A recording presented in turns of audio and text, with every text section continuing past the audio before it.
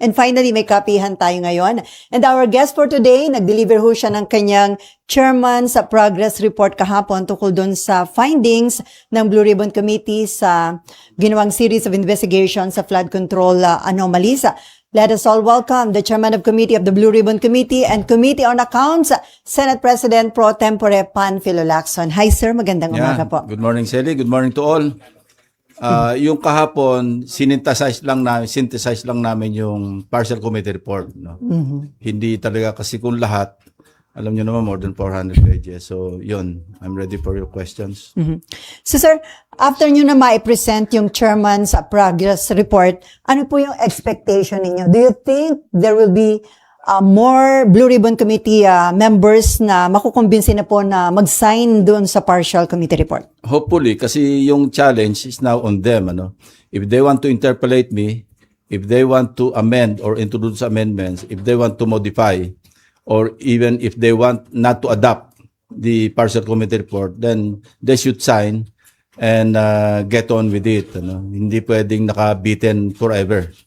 Kailan talaga mayroong conclusion. Now, the reason why I delivered the chairman's progress report and I did it via a privilege speech, kasi hindi naman pwedeng buuin natin yung buong report kasi napakahaba.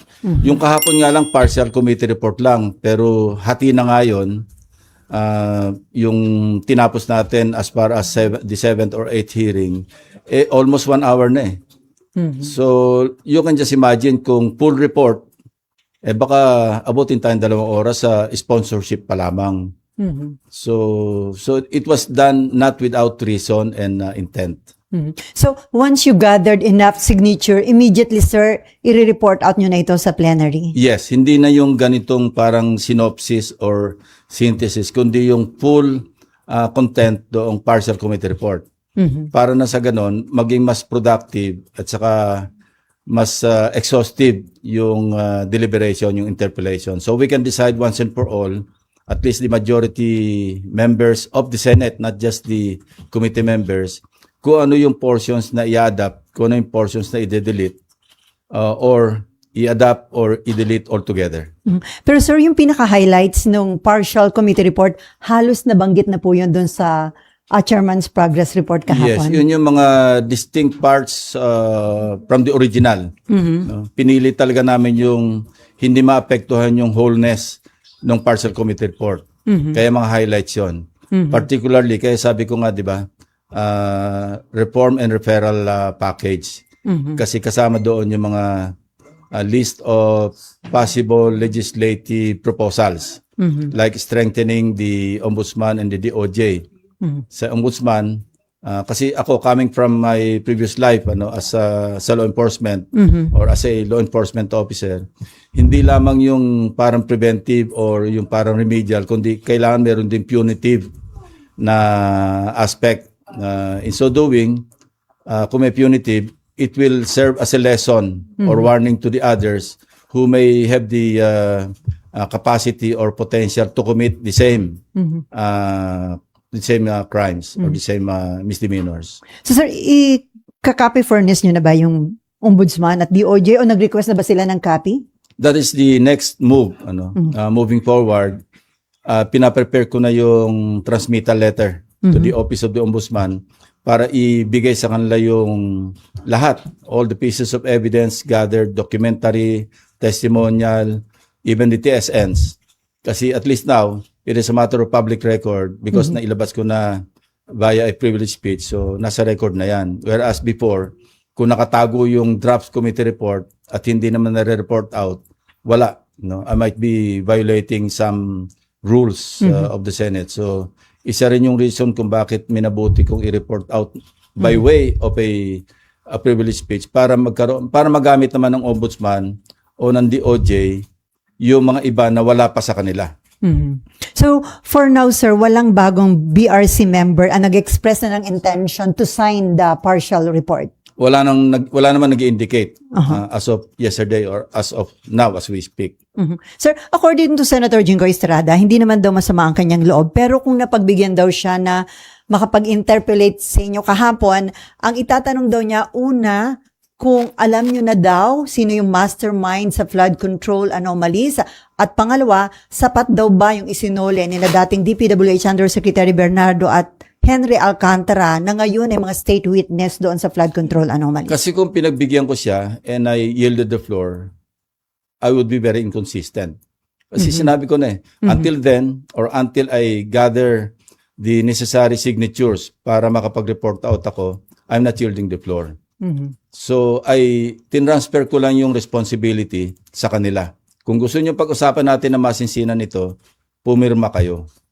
Wala namang masamang pumirma. I cannot understand for the life of me, bakit hindi ka pipirma? Si Senator Erwin nga, di ba? He already indicated or manifested na may mga disagreements siya, but still he signed. Para lang mapag-usapan, para kung ano yung hindi siya nag-agree, may introduce na as amendments or i-discuss namin by way of interpellation. So, ganun dapat.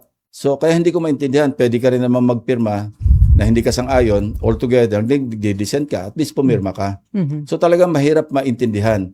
Except for one possible reason, at ito in-indicate naman, sinabi naman ni Senate President, kasi noong sinabi niyang tutulungan na lang kita na mag-gather ng signature. So he called, I think he called some of them. And at least one member of the majority was, candid enough to admit to him na pasensya ng SP kasi may nakiusap sa akin taga-minority. So I can just surmise based on that response na posible rin, I'm not passing judgment on any senator for that matter, particularly members of the majority bloc. Pero possibly baka meron din nakikiusap na para hindi ma-report out kasi yung nangyari sa mga pagdinig medyo maski pa paano may effects sa kanila, di ba? At least yung mga na-mention.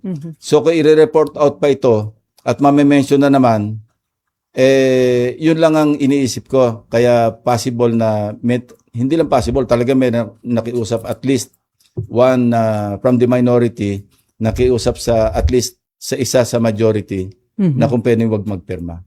Before Mayan and Daniel, so sir, would you like to address yung sana itatanong sa inyo ni Senator Jinggoy? Alam niyo na ba yung mastermind at sapat na yung isinole? Sinagot ko naman siya nung meron kaming tete-a-tete doon sa sidelines, di ba? Nung tinabihan niya ako.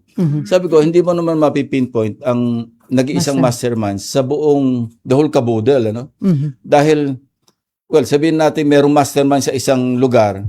Kasi ang tinaki lang naman natin, sinabi ko, microcosm, representative samples of the extent of corruption sa flood control projects like Bulacan First District Engineering Office at saka yung Oriental Mindoro.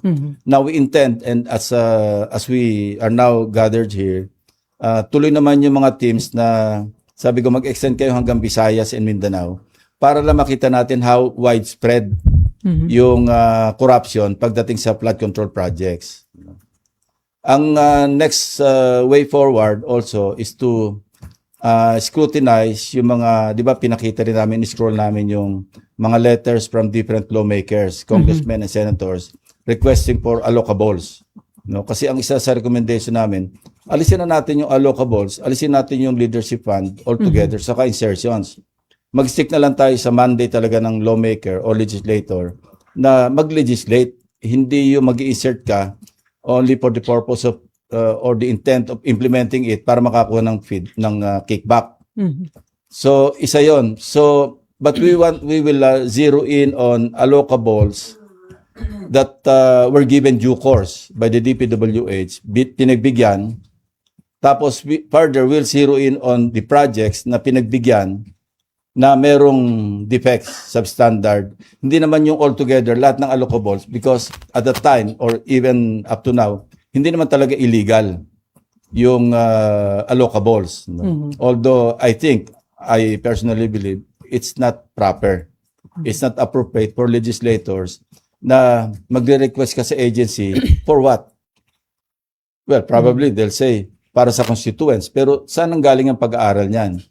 Kaya nga gusto ko, di ba, magkaroon ng horizontal and vertical convergence. Meaning, may coordination ka sa local government units na nangangailangan. Tapos naka-coordinate ka rin sa mga agencies na mag-i-implement. Pero kung parang whimsically, mag-request ka ng allocables, thinking na yung contractor mo yung mag-implement, that's wrong. So, yun ang way forward na zero in hanggang ma-determine natin how many projects among those allocables as requested and given due course yung na-implement at naging ghost project or substandard. Nandun ang mali, nandun ang napakamali. So, meron kaming mga in-inspection na suspectedly may defection project. So, Sir, yung tanong na kung enough na ba yung sinole ni na state witness sa Bernardo and Alcantara, is it, kayo ba ang pwede only my own opinion based on my dealings with Yusek Bernardo and based on what I know, do sa extent ng kanilang participation, I don't think enough. Kasi lumabas na naman na si Yusek Bernardo, di ba, nag-commit siya ng 1 billion ba? And si Henry Alcantara, I think 200, 300 million. I don't think those, yung restitution na yon enough. As far as I know, no, na naging participation nila do sa flood control anomaly. Who will determine ba, sir, kung enough na yun? Ano yon? Yung korte? I think that's covered by a MOA between the state witness willing to restitute and the DOJ, yung kanilang witness protection program. So sila yung nag-aral doon. Pero sabi ko nga, kung ako yung masusunod, it's way below what should have been restituted or offered to be restituted. Okay. Mayan and then Danielle. Sir, balikan ko lang yung tungkol sa mga ayaw pumirma sa committee report ninyo. Sabi nyo, yung isa, candid enough to say na, kasi may nakikiusap. Sir, katanggap-tanggap ba yan na gano'n na lang, pag makiusap, hindi na lang pipirmahan yung isang legitimate document naman, sir, ng Senado? Human factor. And I understand. Sabi ko nga, while I disagree, naintindihan ko yung kanilang mga rason, whatever reasons they have, for not signing. Kasi lahat naman tayo, di ba? Merong human element within us. Hindi lahat ng tao napaka-rigid. Meron talagang flexibility somewhere. So, yun. While, sabi ko nga, hindi katanggap-tanggap, pero dapat intindihin natin. Kasi alam niyo naman sa Senate, matagal yung pagsasama. Maski pa paano yung human element, yung human factor, yung human relations, papasok at papasok. Sir, nasabi nyo na kanina na possibly because dahil may mga maapektuhang pangalan na taga-minority. Pero sir, yung nasa recommendation nyo, for ano lang naman, di ba? Preliminary investigation lang naman. What is so bad about it, sir? Wala. Kasi sabi ko, hindi naman ito hatol, hindi naman ito final judgment. Katunayan, between February 11 and now until yesterday, may mga nag-develop na nga Hinalimbawa ko nga si Senator Jinggoy, di ba? Dahil merong mga projects na attributed sa kanila, yung worth 355 million pesos. Tapos sinupina, I think, sinumon ng ombudsman yung ating LBRMO. Hindi nila makita yung direct link do sa insertion ng proponent, si Senator Jinggoy. So, in fairness to him, minensyon ko yung kahapon. Di ba na between February 11, kaya hindi final ito, there would be some or there may be some developments that could serve as a defense noong mga nabanggit dito. So, nilap namin, recommendation namin for preliminary investigation, further investigation, fact-finding investigation. Nandun naman lahat yun It's up to the prosecutors ng DOJ saka ng Ombudsman, sila mag-determine based on evidence na ipadala sa kanila at saka yung magagather pa nila kung sino yung papalan nila na information. Sir, may we ask, how's your relationship with these senators na kasama sa committee report nyo? Particularly sila Senator Shi, Senator Joel, Senator Jinggoy. Are you in speaking terms or nagkakatampuhan ba, sir? I will not blame them, but I have a duty to perform. Kasi kung puro pakikisama na lang all the way, wag na lang tayo mag-hearing. Di ba? Maintindihan ko naman where they're coming from. Yung iba, parang hunos dili na bumate. Yung iba, hindi ako kinakausap. But Last na lang po for me. Sir, may we know kung ilang hearings pa and what is the possibility, sir, na makaharap pa si Zaldico knowing na nasa France nga siya, tas nag-iyan siya ng asylum? Paano po ba? We will await the decision of the French government kung mag-grant yung kanyang asylum. It is now incumbent upon this administration to oppose the application for asylum. Kasi hindi naman, hindi naman yun siguradong ma-approve eh. Even yung kay dating Secretary Roque, wala naman nakakasigurado na yung asylum mag-grant. Kasi kung ang best, I think, yung best case nila para mag-grant, yung persecution. Pero kung ganyan, so challenge ito sa government to really vigorously oppose yung application for asylum. And if and when he is returned to the country, doon ko plano na i-confront siya doon sa mga Marines. Kasi after all, kung yung 18 Marines ang papatawag natin, nanggagaling lang naman yung sinasabi nila kay Saldico eh. So, there's no point. Pero sir, kasi 'di ba, yung pag nag-apply siya ng asylum, habang hindi na bibigyan yon ng desisyon, hindi siya pwedeng pauwiin, sir, 'di ba? Yun yung sinasabi ng French Saka government. hindi pwedeng arestuhin. So, I posited a legal question to my staff as we were discussing or preparing the partial committee report, the chairman's progress report. Sabi ko, scenario, what if in-invite natin si Saldico and he agreed and went to the Philippine Embassy in France. Doon siya nag-testify under oath. Question, kung merong mag-move to cite him in contempt of the committee, tapos may mag-move na i-place siya under arrest, can we order the embassy personnel to put him under arrest and detain him there? I haven't gotten a parang categorical answer. Sabi ko, pag-aralan nyo.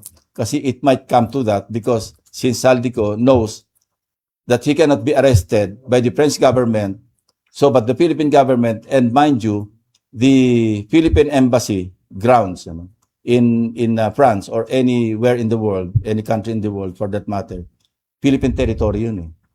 And kaya nga inoobliga natin yung magte-testify na nasa loob ng embassy para may jurisdiction. Di ba yung sa mga commission on appointments na confirmation hearings, we require them to be present inside the embassy para maging valid yung kanilang testimony. But the question is, this is a different matter kasi meron possibility na mag-contempt at ma-order yung arrest.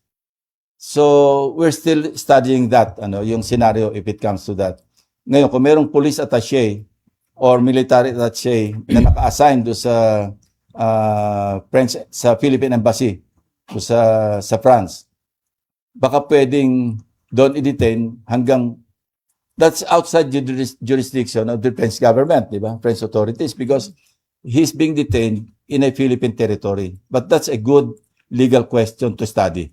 No? And wala pang nangyaring ganyan. So, unprecedented. So, pwedeng novel case ito kung darating sa Supreme Court.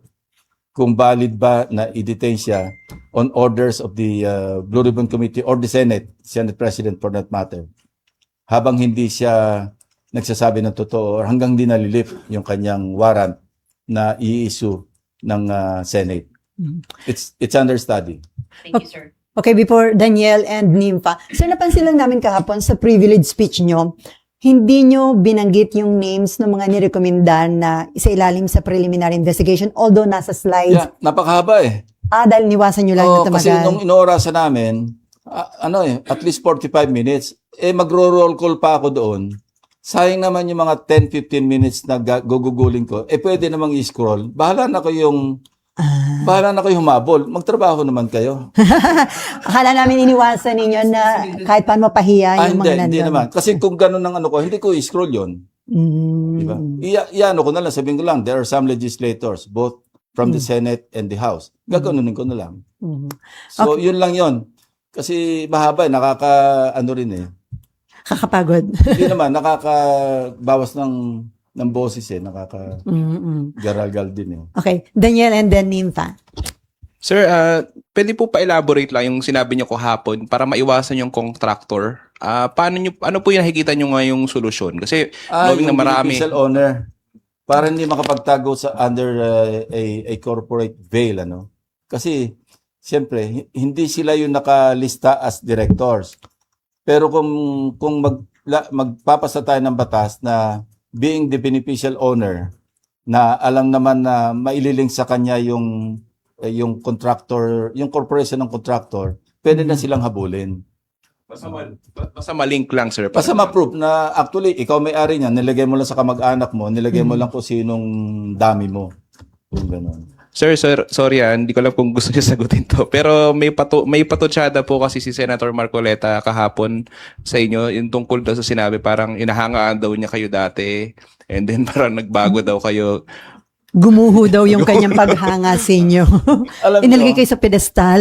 Noong nasa media pa siya, hindi pa siya congressman, hindi pa siya senador, talagang ramdam ko naman yun kasi pag ini-interview niya ako, nag-express naman siya ng admiration for what I was doing sa PNP. Sinabi naman niya na kinonfide niya kay Senate President na hanga ako dyan kasi walang nakagawa ng ginawa niya nung PNP siya. And I also mentioned that in my speech, di ba? Na more than 50 years, consistent naman ako. So ang sagot ko lang, hindi naman ako nagbago at hindi naman ako kailanman magbabago.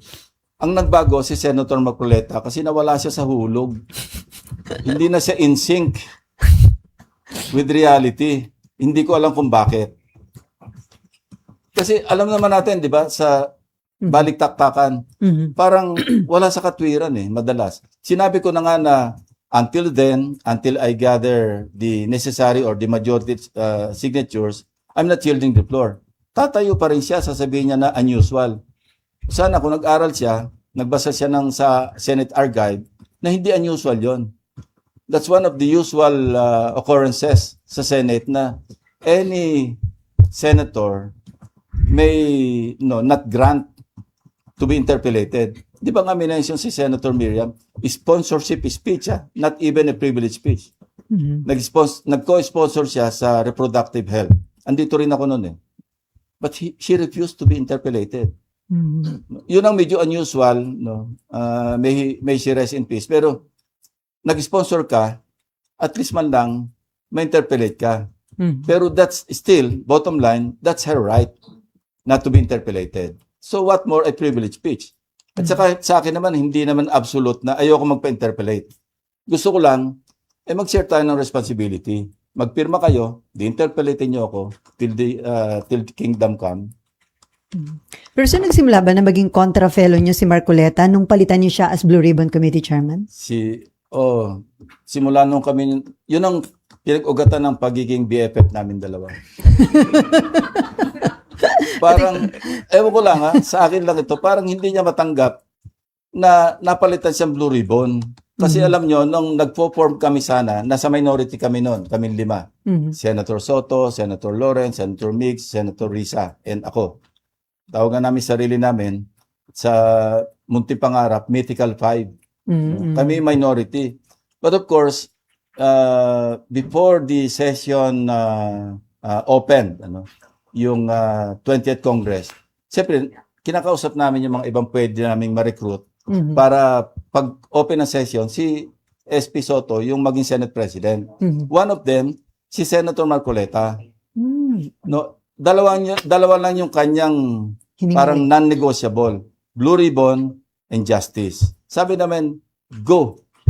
Okay. Kung makukuha ni Senate President, that's yours. Kaya ko lang naman ako sabihin natin na nag-speculate na ba kayo nang sama ng loob niya. Kasi 2 hearings lang, napalitan na siya. So, yun. Sana maging BFF uli kami na totoong BFF. Okay. Sir, There's always a proper time for that. Sir, may patanong lang si Mav po. Meron daw sulat kamay ni late Undersecretary Cabral na nag-allocate siya ng 500 million pesos na mga projects daw kay Senator Marcoleta. Bibigay raw ito sa ombudsman. May iba pa ba raw bang evidence versus... Actually, meron pa. Kasi sabi ko nga, yung request for allocables, although sa tingin ko, hindi proper, pero hindi naman illegal. Kasi dati naman pinapractice. Pero yung pinagbigyan, given due course, yung mga request, maski hindi lahat, again, hindi pa rin illegal yon. Pinagbigyan ng DPWH. Pero yung binigyan ka ng items, tapos sinabstandard ng contractor mo, ginos project ng contractor mo, doon may problema. So, yun ang hihimay namin. So, di ba, there's this story, mind you, na when he was chairman of the Commission on Appointments Committee on Public Works and Highways. Siya kasi nag-confirm kay Secretary Bonoan. And I heard this from other congressmen who were then members of the CA and until now, members pa rin ng CA. Nung nilabas ko yung merong isang congressman na nambukol sa mga kapwa nila congressmen, actually lumapit sila sa akin nung may CA kami. They're egging me. Tuloy nyo yan, Senator. Kasi kami yung mga nabukulan. Oh. So, nabukulan sila I will ni... not mention any name, pero yun ang sinabi nila. Pero saan ang bukol yung BFF mo? Meaning, no, I'm not, Okay. wag nyo na akong dalhin doon. Basta Okay, sir. ito yung facts, as narrated to me by some congressmen. Na dahil kino-confirm yung DPWH Secretary, bigyan nyo kami ng projects. At hindi lang ako, kasi marami kami rito, 12 kami rito sa panel ng CA. CA. Actually, 1.5 billion daw yung hinihingi. 500 lang yung binigay. Tapos nakanganga yung mga ibang kasama sa CA kasi wala naman nakuhang project. So sir, may mga documents tungkol doon? Hindi, I'm not, ang sabi ko nga, titingnan natin baka mayroong mga substandard at sa ghost do sa mga items, sa mga projects na pinagbigyan, na-implement. Doon tayo pagpo-focus. Kasi sabi ko nga, yung allocable, nasa recommendation pa lang ng committee yon na i-abolish na natin yung allocables. Kasi ito yung dating pork barrel na renamed, rebranded. Diba? Sa halip na pork, naging leadership fund, naging allocables, naging insertions. Yung insertions, matagal nang ginagawa. Yun na rin yung pork barrel. So, yun ang dapat ma-abolish. So, para lang meron tayong way papunta doon sa direksyon na maalis yun, kailang magkaroon din tayo ng sample kung bakit masama ang allocables. So sa yung mga CA members na nanghihingi ng project doon sa DPWH Secretary, mga kongresista lang po? Yun ang information. No? Also coming from them. Okay, Daniel, meron ka pa? Okay, Nympha. Sir, binanggit nyo kahapon at kanina rin, ipopursue ninyo yung tungkol sa mga allocables and may nag-gather kayong papers from DPWH. So, Meron. Pati kay dating Undersecretary Cabral. Kasi at that time, nung lumabas na yung parang na-involve na implicate si dating Undersecretary Cabral, she sent word, no? Nagkaroon ng feelers, overture, na gusto makipag-usap. So, nung una, lawyer niya lang muna nakausap namin. But as parang pareho nung kay Bernardo, yung unang usap namin, denial, aamin ng konti. So, galing na ako doon kay Yusek Bernardo na merong inamin pero bitin na bitin. Sabi ko sa lawyer, mag-usap muna kayo ni Yusek. Pag medyo buo na yung loob niya, to tell all, kasi back and forth yun eh. Yung kay Yusek Bernardo, inabot kami ng 4 na meetings before he finally caved in, so to speak, and tell the whole truth. Marami kaming bulahan muna bago umabot to sa, sige, lahat po sasabihin ko na. So, having that experience, ayoko na maulit yung kay Yusek Cabral kasi alam ko saan patungo eh. Kasi ganun din ang pinagsimula namin ni Undersecretary Bernardo. Ang unang diga niya nga sa akin, Senator, hindi kami magkakilala, first time kami nag-meet. Meron lang nag-mediate para nag-ano sa akin na gusto makipag-usap. Sabi ko, go ahead. Ang unang sinabi niya, ako, Senator, hindi ako nagmamalinis. Kasi siyempre, pag birthday ko, pag Christmas, nare-regaluhan ako ng 100 million. Di ba parang bigay, pero parang bitin. Kasi, can you imagine a birthday gift na 100 million cash? Mukhang that tells you something or that tells you a lot. Yung kay Yusek Cabral, halos ganun din ang umpisa. So sabi ko, kausapin mo nang mabuti at pagkabuo na yung loob niya, mag-usap tayo, isama mo siya. But unfortunately, hindi na kami umabot doon. Kasi nga, di ba? Opo. So sir, yung documents po pertaining to allocables ay... Meron kami. Opo, ano yun sir? Handwritten or... Merong handwritten. Yung pinakita rin doon sa in-scroll, di ba? Na malinaw naman care of eh. Opo, If you were able to catch that, di ba? So yun po yung ititrace, sir, kung nabigyan yung pondo na yon at kung Hindi. ghost or... Kung napagbigyan, obviously, napagbigyan, care of na eh. Apo, okay. Ngayon, yung projects na yon may listahan. Gusto naming malaman, baka merong ghost doon. Yun ang mali, yun ang illegal, yun ang criminal. So, sir, senators and congressmen po ito. Yeah, both. Marami. Marami yun. Meron ng isang legislator, ganyan kakapal yung kanyang request eh. Kaya lang, di ba, nagkataon lang, ewan ko ba, itong mga staff ko, bakit yung iba malabo, yung iba malinaw. So ito po yung ididig further. Ito yung we'll look into it further, no? Na kung merong mali. Sabi ko nga, zero in, zero in. Kasi kung allocable per se, hindi naman illegal, hindi naman criminal kasi practice nga eh. And then, sir, balikan ko lang po yung sa mastermind. Meron ho ba kaya nga talagang mastermind dun sa flood control scam o kanya-kanyang I lakad po think ito? bawat region or bawat district engineer, merong mastermind. Pero yung... Like for example, di ba testimony ni Henry Alcantara, sa Bulacan First District Engineering Office pa lang, ang nai-allocate ni Saldico, 35 billion.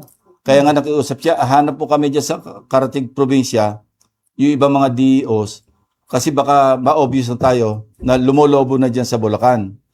So yun, so sino mastermind doon? So, ibig sabihin, sir, mastermind sa Walang bawat overall baluarte, mastermind. overall mastermind. I don't think there's an overall mastermind kasi nga 'di ba ano to eh driven by greed. Saka sabi ko nga 'di ba parasitic eh. Para bang walang tigil na ng but merong organized na grupo pero within a certain agency, within a certain district engineering office like the Bulacan. 'Yun talaga sindikato 'yun. Kasi meron, sir, as we know, merong gustong antumbukin, sir, yung former speaker hanggang kay presidente, yun ang gustong Well, if tumbukin. they have the evidence, present nila. Magdala sila magtrabaho rin sila na maghanap sila ng ebidensya kung sinong gusto nilang tumbukin. Ako wala akong gustong tumbukin. Dumarating sa akin yung mga nagre-report. Siyempre, papatulang ko yung kung merong sense. Kung wala naman, ini-ignore ko na lang eh. Ang dami nga mga sumusulat sa amin eh. Nagre-report. Pero makatotohanan ba? Is it worth our time, our effort? Kung hindi, but we spend time verifying or validating. Kung wala namang silbi, ba't sasayang yung oras ng komite? Apo. And then, sir, isa na lang. Sir, yung tatlong kasamahan po ninyo, tatlong incumbent senators recommended for further investigation for possible cases. Hiningan po ba sila, sir, ng comment or are you encouraging them, giving them a chance para sumagot din, para sa possibility na mabago pa yung recommendation? Of course. Kung nagpirma lang sila, that's their platform to defend themselves.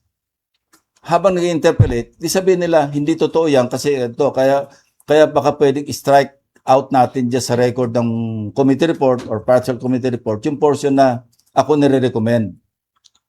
Di ba mas mainam yung ganon? Walang naging ganong request, sir, na from the three? Wala. Kasi kung umabot kami sa interpellation, sa amendment, at makatwiran yung kanilang amendment, natanggalin mo yung pangalan ko dyan, dahil hindi totoo yan, ito yung aking depensa, at nanalo sa botohan, halimbawa, or nakonvince ako as chairman, sponsor, sabi ko, accepted. O di tanggal yung pangalan na sa final, yung sa adopted committee report. Sir, Walang ganun eh. so bukas pa rin po kayo and are you encouraging them? Definitely. You're encouraging them, sir. Yeah, gusto natin yung healthy discussion healthy deliberation. Para maliwanagin talaga natin, marinig natin lahat ng sides. Kasi sa amin, based lang doon sa nag-gather namin sa mga committee hearings. Okay na? Okay. Badet and then Marlon. Badet, ikaw. Balik po tayo kay Saldico. Sir, ano pong nakikita niyong kakulangan ng government sa pagkikipag-coordinate sa Interpol? Kaya malaya pong nakaikot-ikot si Saldico sa iba't ibang bansa. Too late the hero. Masyadong delayed yung reaction. And again, I cannot understand why the Secretary of Justice would go there himself. 1 week or how many days later, after the discovery na si Saldico was apprehended by German authorities and turned over to the Czech Republic authorities. Dapat yon agad-agad at first instance na na-discover, di ba dapat tinawagan natin yung embassy kagad doon? Alamin nyo kagad, nasaan, anong problema, kailan maiuwi. I think that's one parang shortcoming na nangyari rito. Pero hindi indication yun, sir, na hindi sila serious or sincere dun sa... I don't want to comment on that. But yun ang nakita kong shortcoming kasi why did it take that much time before they actually exert effort para alamin man lang kung nasan si Saldico. At saka yung Interpol, ang tagal na yung request na yan eh. Mhm. Dapat yan, kasi nakita ko doon yung bagong PCTC ng transnational. Late na rin siya eh. Kung noong sinabing si Saldico, apprehended nando sa Czech authorities, apprehended by German authorities, dapat lumipad na yung PCTC o nag-coordinate na sa Interpol. Kasi ng counterpart natin as far as the PNP. Sa NBI, may sarili rin silang parang relationship sa Interpol. Dapat day one, pumunta na yung o nag-inquire ng PCTC at nag-request na ng red notice. Bakit noon lang dumating sa presscon? Kita ko si Prestosa, General Prestosa. Late na rin eh. Mhm. Dapat yun ang pinalo up. Ako nga, nung inisyon ako ng warrant of arrest ni XPGMA, parang a few days, nasa red notice ako eh. Bilis. Kaya lang, di na ako nahuli. Mas mabilis. Mas mabilis sila sa akin. At least yung panahon na yun. Kaya na mabilisan na ganun. Kasi nandyan lang yung headquarters ng Interpol sa Lyon, sa France. Nandun eh. May Pilipino pa nga tayong nandun eh. Na nasa Interpol eh. Ano ba yung, even before he was apprehended, dapat meron na tayong coordination directly with the Interpol. Ito yung voluminous documents na kailangan namin si Saldico to answer for certain crimes. Ewan ko, why they did not do that. Ano? Sir, hindi naman kaya deliberately mabagal. Hindi ko alam, basta't mabagal. Hindi natin masabi kung deliberate, sir. Yes, sabi ko alam, basta't mabagal. Hindi natin alam kung deliberate o hindi. Okay. Okay ka na ba, Ded? Marlon and Merrimon. Sir, yung may binabanggit kayo kanina na tingin nyo masyado mababa yung kung ano yung ipinangako ni Alcantara at saka ni Yusek Bernardo Yeah. ibalik. Tingin nyo, sir, mga magkano dapat for you maging acceptable? Hindi ko ma-second guess kung ano yung amount mismo, pero yung as reported, kasi alam naman rin natin yung kung magkano yung pinangako nilang restitute. Ano? Yung 1 billion kay Bernardo, maliit yun. Yung 200 o 300 kay Alcantara, maliit yun. And should the DOJ set a deadline for them to Well, return the money? Alam mo, mahirap namang pangunahan natin kasi sila yung nag-negotiate. DOJ did their own due diligence. Baka yun ang findings nila. Sa akin, sarili ko lang yon. Based on my, dealings with Bernardo and Alcantara. Particularly Yusek Bernardo. Basta sa akin lang, in my own judgment, I may be wrong, I may be correct. Sa tingin ko, maliit. Sir, last week, sir, na-interview si former Governor Chavit Singson and he was saying na tinuturo niya po kayo na alam nyo kung sino yung mastermind. I'm not Superman. Asa lang ako sa mga resource persons. Hindi ko alam kung sino mastermind. No? I think that's speculative. And then he was saying na kapag hindi siya inimbitahan ng Blue Ribbon, ibig sabihin may pinagtatakpan. Well, that's what his can you say? opinion. But I'm saying, wala. Open naman ako eh. Di ba lagi naman ako open? Pero mag-present ka na, huwag niyo sayangin yung oras ng komite.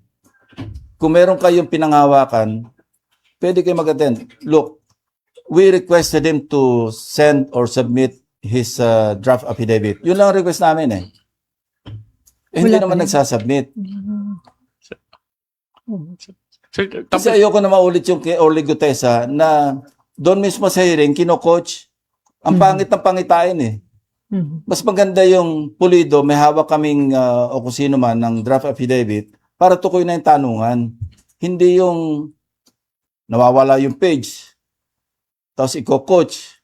Di ba ang pangit sa public? Sir, the special panel of investigators po ng Ombudsman has already recommended the filing of plunder and other criminal charges against Saldico and then former Speaker Yeah. Martin Romualdez, identifying them as masterminds of this scam. Well, probably they have the evidence to, Yeah. to support their case, ano. Pero it's up to them. And- Kasi hindi naman limited. Marami kami nasubmit sa ombudsman. Katunayan, yung dalawang privilege speeches ko pa lang, pinauna ko na yung yung file. Binigay ko na sila DOJ, ombudsman, pinauna ko na doon. Hindi pa si Ombudsman Remulla, yung acting pa lang noon, yung dating Deputy for Visayas, siya yung Si acting. Vargas. Yeah, he was here during the budget deliberation. So, dumaan sa office ko, sabi ko, kasi I learned from the AMLAC that they cannot initiate freezing of assets and bank accounts until or unless merong formal complaint na nakapile, at the very least. So, sabi ko kay Acting Ombudsman Vargas, sabi ko, bibigyan namin kayo nito para at least maidakit nyo para meron na kayong ground to request AMLAC para mag-issue ng freeze order o mag-request sa CA ng freeze order. Ganun ang nangyari. So even noon pa, hindi ko rin alam yun eh. It was only during our, my conversation with the AMLAC, Executive Director Matthew, at the time, David, nasabi niya, sabi ko, ano ba yung requirement nyo para mahabol natin kasi naghahabol tayo rito. Kasi this is out in the open and baka maalis na yung mga assets. Sabi niya, at the very least, we need a formal complaint na nakadakit sa DOJ or sa Ombudsman. So knowing that, ako yung nag-initiate pa nga kay Acting Ombudsman Vargas, eto yung file, idakit nyo na kung pwede. Sabi niya, bukas na idadakit ko ito. At saka, isa daw po sa ginamit nila yung testimony ni Gutesa and then yung sinasabing 18 former Marine Sabi ko, personnel. that's her call. But That's her call. should this settle the concerns, questions regarding the credibility of those people? Well, sa akin, yung 18 Marines, ex-Marines, sinabi ko na ito, 805 billion pesos. Parang physically impossible na ma-deliver mo in such a short period of time. Computation nga, di ba, 5 years. Now, kung merong ibang computation o meron silang alam na iba at sinama nila yun, that's their call. Kasi after all, sila yung magdidetermine ng probable cause. Hindi naman yung Senate ang magdidetermine ng probable cause eh. Yung sa amin, recommendatory kami kung sino yung pwedeng mag-undergo ng preliminary investigation, kung sino yung pwedeng i-further investigation o i-fact finding, yun na sa amin. Hindi naman kami prosecutor eh. Mas alam nila yung trabaho ng prosecutor. Okay, before Merrimon, sir, ano yung possibility na bago mag-adjourn si NIJE, magkaroon ng another hearing ang Blue Ribbon Committee? Big possibility kasi nga sa ibang lugar Visayas, Mindanao, kung merong mga ma-discover doon na mga ghost pa rin o kaya substandard, we will pursue para lang may pakita natin na hindi lang limited sa Luzon yung ghost projects at saka yung substandard. Tapos yun nga, yung para makita natin na pati yung mga issue ng mga allocables na uuwi rin sa mga ghost at saka substandard. So sir, kahit wala pang enough signature yung partial report, pwede nang mag-resume ang session? Yes, we can. Depende sa, sabi ko nga, di ba? Once ay mailabas ko na rin to, kahit through a privilege Chairman's- speech, okay. we can resume the hearings. Okay, Merrimon. Sir Mary Monreyes from One News 1PH po. Sir, yung sa partial committee report, balikan ko lang po. So, kulang pa po ng 2 signatures. Tapos nabanggit nyo, more likely meron from the minority na nagsabi sa majority na wag munang pumirma. Do you think ito po ba ay pwedeng magresulta to another Senate leadership shake-up? Meron po bang senador sa inyong lumapit na nagsabing, hindi mo na ako pipirma kasi baka natatakot akong magkagulo-gulo ulit yung liderato? Wala namang nagsabi ng ganon. Pero you could be right. Baka iba nag-aalanganin din. Baka magkaroon ng kanya-kanyang dahilan. Sabi ko nga, I also understand whatever reasons. Whatever reasons, kanila yon, unless proven otherwise, valid yung reason nila. Pero sir, kung mauwi po ba doon, do you think kayang kunin yung numbers para magka-changes against the Senate leadership? Well, sa akin, kung mangyari yon, di balik ako sa fifth floor. Sinabi ko ng staff ko ready kayo mag-pack up, balik tayo sa fifth floor from sixth floor. Galing naman tayo talaga sa fifth floor. Siksikan ulit tayo doon. Sanay Okay na. naman kami. Sanay minority, majority. Pareho naman sweldo Ingmar and then Mean? Mean before Ingmar. Sino ba? Actually, natanong na, sir, yung kung kailan po, meron na po bang possible date for the next Wala pa. We're still, consolidating lahat ng documents. Parang hindi na-cover sa first 8 hearings. I-portion natin sa succeeding hearings. And yung allocables nga, sir. So, Yeah, bali that's one issue. kung makakakuha na ng enough information about supposed irregular flood control projects sa Visayas at Mindanao, Yeah. doon lang po magkaka-next hearing. Yeah. Hindi lang Visayas Mindanao. Kung merong allocables na nauwi sa GHOST at saka sa substandard, we may resume the hearings. Sorry, sir. Before CND adjournment. Yeah, kasi meron pa naman kaming 1 month. window. Yeah. Dahil sabi ko nga, kasi ngayon nag-interpellation, nagdi-deliberate sila sa plenary sa House, hindi agad-agad matatransmit yun Kasi assuming na matapos yung kanilang deliberation, so give or take 1 week, so next week, sabihin natin May 14, May 15, matransmit. Hindi naman pagka-transmit, while mag-constitute kami into an impeachment court, hindi naman nag-trial May proseso pa yan, may procedure pa yan na papadala mo ng summons yung respondent to comment. After 10 days, papadala mo yung prosecution to reply, di ba? Tapos may stipulation ng between the two panels, defense at saka prosecution, that will take a few days more.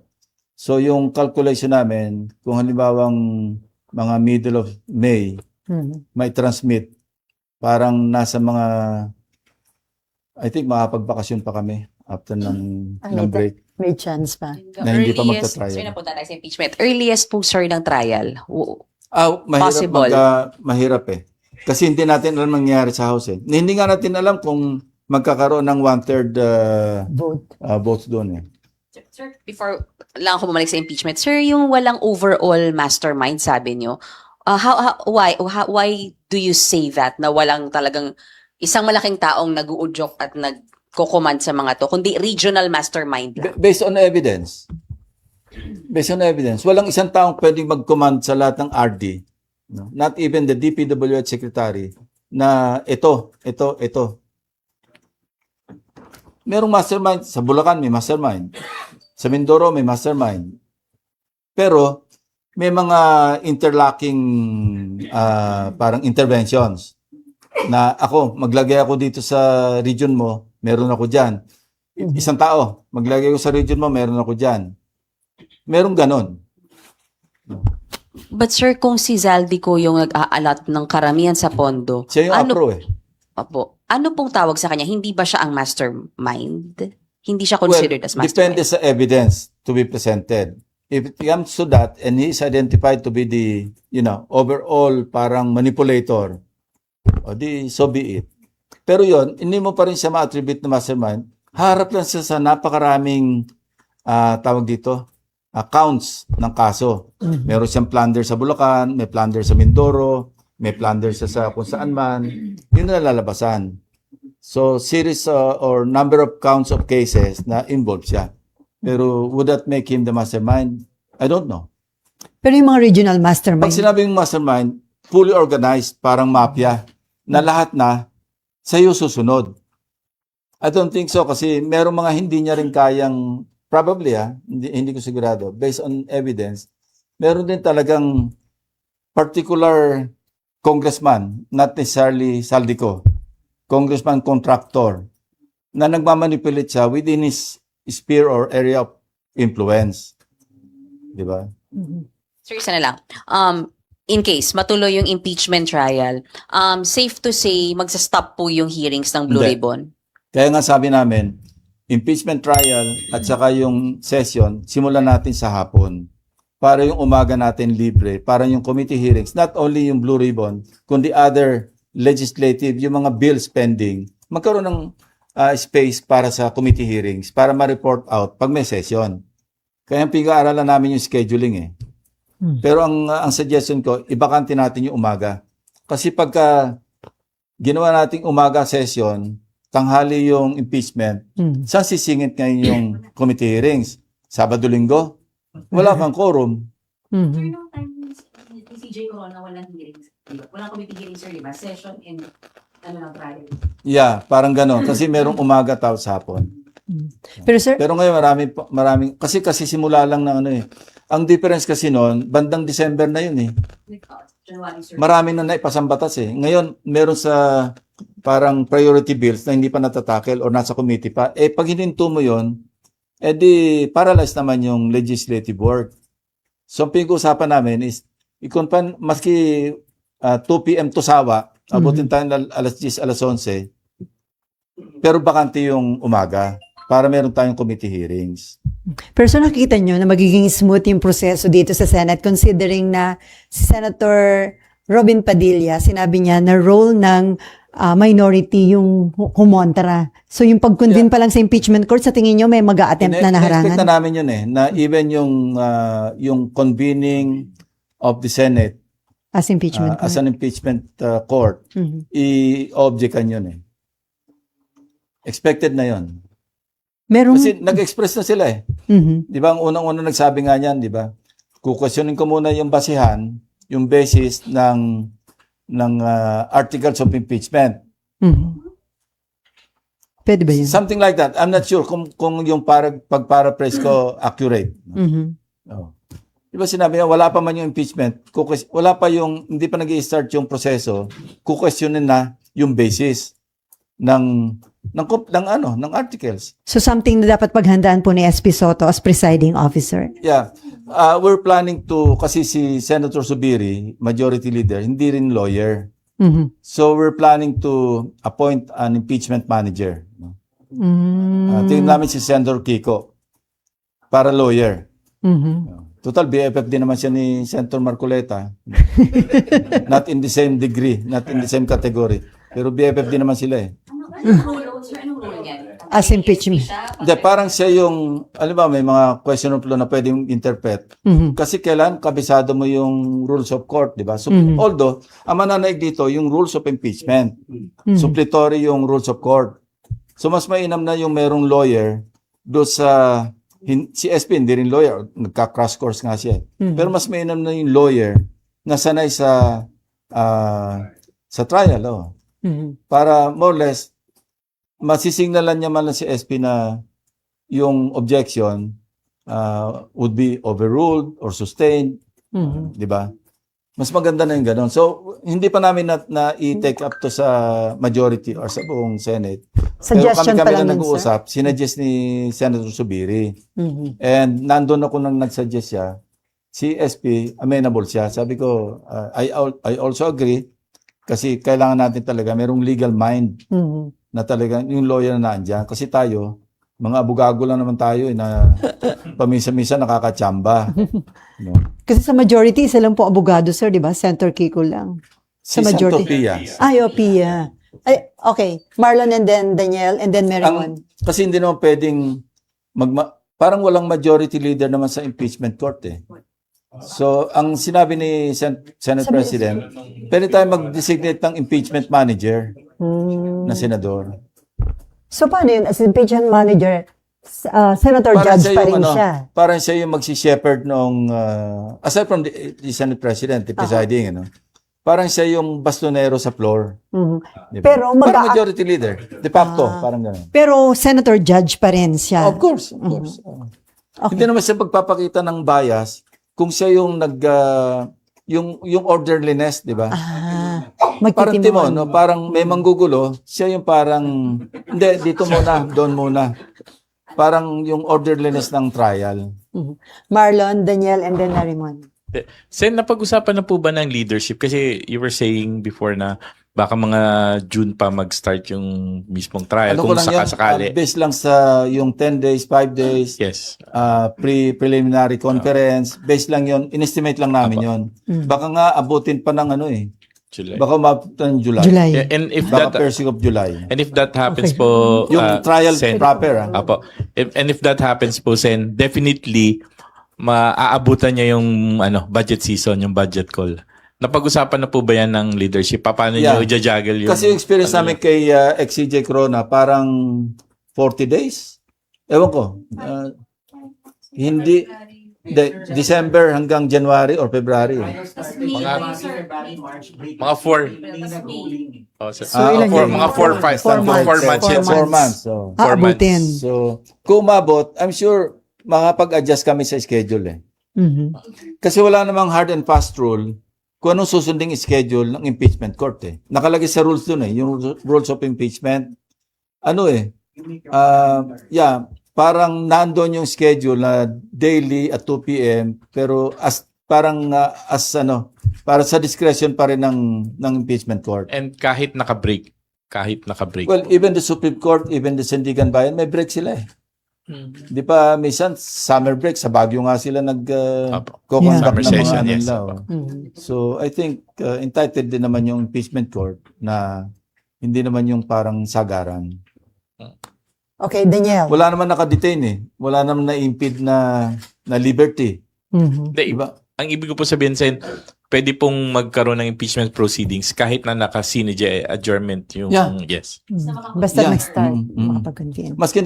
Maski naka-break, pwede mag-proceed yung trial. Kasi independent naman ng Senate yun. Hindi saklaw ng CNJ yung impeachment court. Mhm. That's a different animal. Ang sakop ng CNJ, yung Congress, Yung legislative. but not the impeachment court. Nagkataon lang na yung impeachment court is the Senate. Mga antay sa impeachment, yun na yung nire-raise nila ngayon. Na dapat in session yung Congress kapag nagkakaroon ng impeachment. Hindi. That's separate entity eh. Mhm. Hindi bound ng rules of the Senate Mhm. ang impeachment. May sariling rules ang impeachment court eh. Sir, basta makakonvene kayo within the session month as impeachment Yeah, court. yun nga. Kasi pinag-usapan din namin yung definition ng fourth wheel. Ano? Ang sabi naman ng Supreme Court doon, Reasonable. depende sa Senate kung anong definition nyo ng fourth wheel. Mhm. Ganun naman ka-liberal yung kanilang, di ba? Ang sinasabi lang doon, being a co-equal branch, which is the Senate, bahala kayo mag-interpret. So Parang ganun ang tenor ng Sir, part ng proseso yung i-invite yung prosecution and then ipipresent nila yung articles of impeachment sa session ng Senate. Hindi, yan, Hindi na. reply. So, papadala mo ng summons yung respondent, sagutin mo. Kasi pag nandito yung articles, yun na nga yung pinaka-complaint kumbaga sa kumbaga sa court, diba? Parang may in-invite from the prosecution kasi Sir, sorry, Okay din. medyo hypothetical yung tanong ko. Pero since sinabi niyo na pinaghahandaan niyo yung mga eventualities kung may tumutol na mag-convene, paano ba yung mangyayari nun, sir, kung sakali talagang may tumayo, pagbobotohan ba yun? Kailangan pa bang pagbotohan? Di ba the House? Lagi. Ganun ang So may democracy. chance na hindi makapag-convene, sir? Kung matalo sa botohan, edi paano magko-convene kung ang rule ng impeachment court wag mag-convene. So, walang impeachment. Pero sir, di ba trabaho niyo Let's mag-convene? cross the bridge when we get there, Kasi sabi nga hypothetical eh. It has not happened yet, but in any eventuality, we should be prepared to tackle that. Kasi pwedeng umabot ulit sa Supreme Court yan eh, kung sakaling magkaroon ng ganyang usapin. So, pero tama yung sinabi nyo, duty yan eh.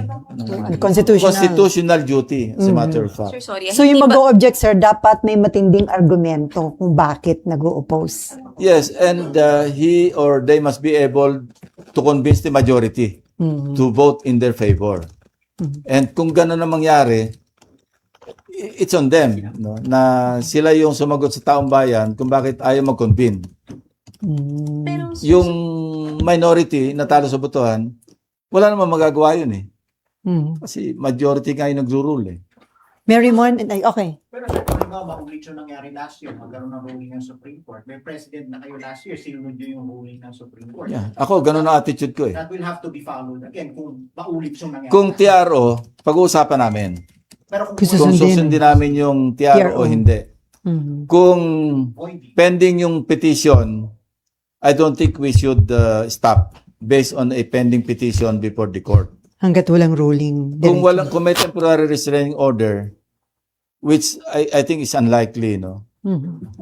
Pag-uusapan namin whether to follow or to comply with the temporary restraining order or not. No? Remember, impeachment court, final yung, hindi nga appealable yan sa Supreme Court eh. Mhm. So we have our own rules.